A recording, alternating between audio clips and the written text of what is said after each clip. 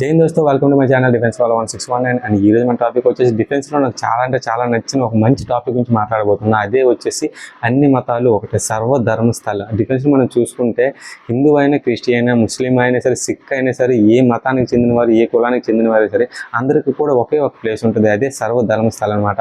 దీని గురించి మాట్లాడబోతున్నా. సో ఇప్పుడు వరకు ఎవరైనా మన ఛానల్ సబ్స్క్రైబ్ చేసుకోకపోతే please subscribe my channel and పక్కన బెల్ సింబల్ యాక్టివేట్ చేసుకుని, ఎందుకంటే డిఫెన్స్ రిలేటెడ్ మంచి వీడియోలు అన్నీ కూడా మన ఛానల్ చాలా ఎక్కువ వస్తాయి అనమాట. సో లేట్ చేయకుండా వీడియోలోకి వెళ్ళిపోతాం. సో డిఫెన్స్లో కానీ మనం చూసుకుంటే మీరు హిందూ అయినా, క్రిస్టియన్ అయినా, ముస్లిం అయినా, సిక్ అయినా, లేదంటే మీరు ఏ కులానికి చెందిన వారైనా సరే అందరికీ కూడా డిఫెన్స్లో కానీ పూజ చేసుకోవాలనుకుంటే ఒక ప్లేస్ ఉంటుంది అనమాట. దాన్ని సర్వధర్మస్థలం.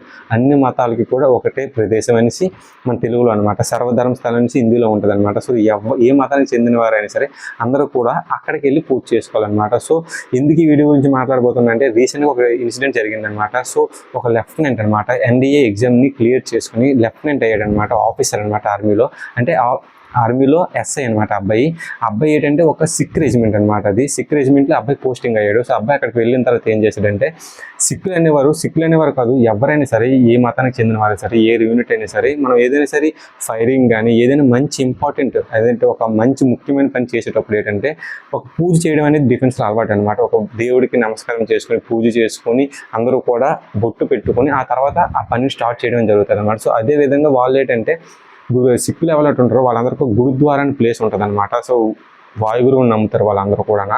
సో ఆ దేవుడికి పూజ చేసేటప్పుడు ఈ అబ్బాయిని గుడి లోపలికి వెళ్ళమంటే అబ్బాయి వెళ్ళలేదనమాట.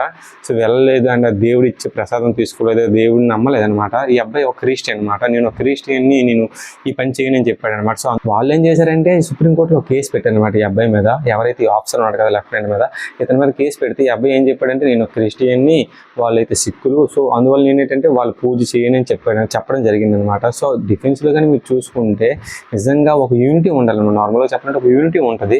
మీరు అసలు ఏ మతానికి చెందినవారు, ఏ కులానికి చెందినవారు అని అలా ఎప్పుడు ఉండదు. నార్మల్గా అయితే నేను చూసినప్పుడు అయితే అలాగ ఎప్పుడు నాకు అనిపించలేదు. ఒక యూనిటీగా ఉంటుంది అనమాట. సో అందువల్ల ఏంటంటే మీరు ఇలాగ సపరేట్గా ఉండాలనుకుంటే మాత్రం మీరు కేసు చేసే ఛాన్సెస్ చాలా ఎక్కువ ఉంటాయి. సో అందువల్ల ఈ అబ్బాయి మీద కూడా కేసు చేశారు అండ్ సుప్రీంకోర్టు కూడా ఈ అబ్బాయిని డిఫెన్స్ నుండి బయటికి తీసేయడం అనేది జరిగిందనమాట. సో అంత పవర్ఫుల్ అనమాట నిజంగా డిఫెన్స్లో మీరు చూసుకుంటే. సో ఇలా ఎందుకు ఉంటుందని కూడా మీరు నన్ను క్వశ్చన్ చేయొచ్చు. అసలు సర్వధర్మస్థలాన్ని ఒక ప్లేస్ అనేది డిఫెన్స్లో ఎందుకు పెట్టారని.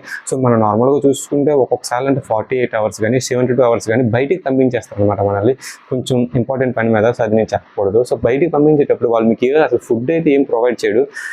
బియ్యం ఇస్తారు, పప్పు ఇస్తారు అండ్ గోధుమ పిండి ఇస్తారు అనమాట. సో అప్పుడు ఆ టైంలో మిమ్మల్ని హిందువులందరూ ఇట్రండి, క్రిస్టియన్లందరూ ఇట్రండి, ముస్లింలు అందరూ ఇటు వెళ్ళండి అలా ఏం డివైడ్ చేయరనమాట. ఒక క్రూ అంటే ఒక యూనిటీగా ఒక గ్రూప్ కింద తయారు చేసి మిమ్మల్ని బయటికి పంపించేస్తారు అనమాట. సో ఆ టైంలో మీరు బయటకు వెళ్ళిన తర్వాత సెల్ఫ్గా ఒక యూనిటీగా ఉంటూ అందరూ కూడా ఏదైతే ఇచ్చారో, మీకు ఏదైతే డ్రై రైస్ ఇచ్చారో దాన్నే మీరు వండుకొని దాన్నే మీరు తినాల్సి వస్తుంది అనమాట. సో అలాంటి టైంలో మీకు ఎలాంటి మతాలు గుర్తురావు, ఎలాంటి కులం కూడా గుర్తురాదు నిజంగా చెప్పాలంటే. ఎందుకంటే ఆ సిచ్యువేషన్స్లో నిజంగా ఒకరికొకరు యూనిటీగా ఉండి ఒకరికొకరు తోడు ఉంటేనే మనం సర్వే అయ్యి మళ్ళీ రిటర్న్ మన 72 hours తర్వాత రిటర్న్ రావడం అనేది జరుగుతుంది అనమాట. సో అలాంటప్పుడు మనకు ఒక యూనిటీ ఉంటుంది. అందుకోసమే సర్వధర్మస్థలాన్ని పెట్టడం జరుగుతుంది. సో నిజంగా డిఫెన్స్లో మీరు చూసుకుంటే నేను ఒక హిందూని యాక్చువల్గా చెప్పాలంటే నేను చర్చికి వెళ్తాను, మసీదుకి వెళ్తాను అండ్ గురుద్వారాకు కూడా వెళ్తాను అనమాట. సో డిఫెన్స్లోకి వచ్చిన తర్వాత మీకు ఇది ఒక మంచి విషయం అనమాట. నిజంగా ఫర్ సపోజ్ మన హిందువుల పూజ అయింది అనుకోండి, క్రిస్టియన్ వస్తాడు, ముస్లిం వస్తాడు, ఎవరైతే సిక్కులు ఉంటారో సిక్కులు కూడా వస్తారు. మనం ఏదైతే పూజ చేస్తామో ఆ పూజలో కూర్చుంటారు, పూజ అంతా చేసి ప్రసాదం తినేసి భోజనాలు పెట్టి భోజనాలు కూడా తినేసి వెళ్తారు. ఫర్ సపోజ్ ముస్లింలు ఏదైనా అయింది అనుకోండి, వాళ్ళ దానికి మా అందరం కూడా వెళ్తాం అనమాట. డిఫెన్స్ అలాగే ఎప్పుడు ఉండదు, ఒక యూనిటీగా ఉంటుంది అందరూ కూడా. అందుకోసమనే ఒక మంచి ప్లేస్ పెట్టారు, అదే సర్వధర్మస్థలం అనమాట. ఈ విషయం అయితే మాత్రం డిఫెన్స్లోకి వచ్చిన తర్వాత నేర్చుకున్నాను. నిజంగా నాకైతే చాలా బాగా అనిపించింది. నిజంగా అయితే వాళ్ళు ఏం చెప్తారంటే మీది ఏదైతే మతం ఉందో ఆ మతాన్ని పూజించండి కాదనట్లేదు, బట్ మిగిలిన మతాన్ని కూడా గౌరవించండి అనే చెప్తారు. సో అందువల్ల డిఫెన్స్లో నిజంగా నాకు చాలా నచ్చిన విషయం ఏంటంటే ఇదే సర్వధర్మస్థలం అనమాట. ఫర్ సపోజ్ మీరు కానీ మీ ఫ్రెండ్స్లో కానీ ఎవరైనా ఫ్యూచర్లో డిఫెన్స్లోకి రావాలనుకుంటే మీరు ఏ మతానికి చెందినవారు అయినా సరే, ఫర్ సపోజ్ మీరు డిఫెన్స్లోకి వన్స్ వచ్చిన తర్వాత అన్ని మతాలను కూడా మీరు పూజించాలి అండ్ అన్ని మతాలను కూడా మీరు గౌరవించాలన్నమాట. అది అనేది డిఫెన్స్లో ఒక రూల్ అనమాట. ఒకవేళ కానీ మీరు అలా చేయకపోతే మిమ్మల్ని డిఫెన్స్లో నుంచి బయటికి తీసేసే ఛాన్సెస్ గవర్నమెంట్కి ఆల్రెడీ ఉన్నాయన్నమాట. అది ఒక ఆల్రెడీ రూల్ ఉంది. సో ఇదనమాట నిజంగా సర్వధర్మస్థలం గురించి అనమాట చెప్పడం. సో నేనైతే ఈ టాపిక్ మొత్తానికి వచ్చేసి ఎవరిని ఉద్దేశించి అయితే ఏం చెప్పట్లేదు. సో ఎవరికైనా బాధ అనిపించి ఎవరికైనా మనోభావాలు దెబ్బతింటే సారీ నిజంగా చెప్తున్నా. అందుకు నేను ఎందుకు అసలు వీడియో చేశానంటే మన డిఫెన్స్ అనేది ఎలా ఉంటుంది, ఒక మంచి యూనిటీగా ఎంత బాగుంటుంది అనేసి ఈ వీడియో చేయడం అనేది జరిగింది. అందుకోసం మాత్రమే, బట్ ఎవరిని అసలు ఉద్దేశించి చెప్పాల్సిన టాపిక్ అయితే కాదనమాట. సో ఇలాంటి మంచి మంచి వీడియోల కోసం ప్లీజ్ సబ్స్క్రైబ్ డిఫెన్స్ వాళ్ళ 161 నెక్స్ట్ మంచి టాపిక్లో కలుద్దాం. జై హింద్, జై భారత్.